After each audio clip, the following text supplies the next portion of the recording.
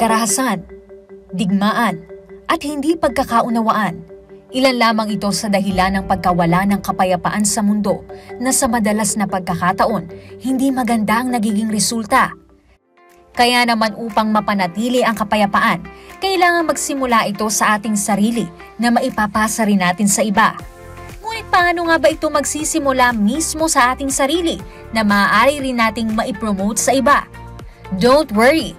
Narito ang ilang tips upang tayo'y makapag-promote ng peace sa ating kapwa. Sa madaling salita, masasabing may kapayapaan kung walang pagtatalo, mayroong katahimikan at pagkakaisa.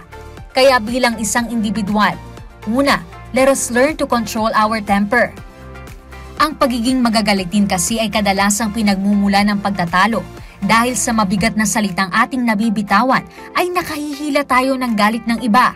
Kaya upang maiwasan ito, let us learn to stay calm while dealing with our problems. Kailangan din nating matutong makinig sa iba. Dapat nating maunawaan na tayo ay may pagkakaiba. Tayo ay hindi dapat pang makipagtalo at magparaya na lang kung kinakailangan. Kasabay ng pag-unawa natin sa kakulangan ng iba, ay dapat tayong matutong magpatawad. Ika nga nila, nobody is perfect. Tayo mismo ay nagkakamali rin. Kaya dapat kung napapatawad natin ang ating sarili, ay ganun din tayo sa iba.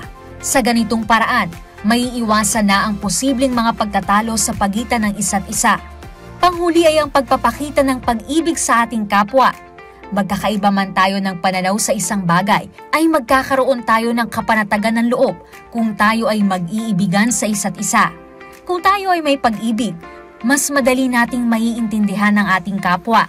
Sa pagsasanay ng mga ito, tayo ay magiging mas mabuting tao sa pakikisalamuhan natin sa ating kapwa-tao. May iwasan natin ang mga dahilan na pinagmumula ng pagtatalo at hindi pagkakaunawaan na ang dulot ay pagkawala ng kapayapaan. Sa simpleng paraan na magsisimula sa ating pag-uugali, maipopromote natin ang kapayapaan sa iba.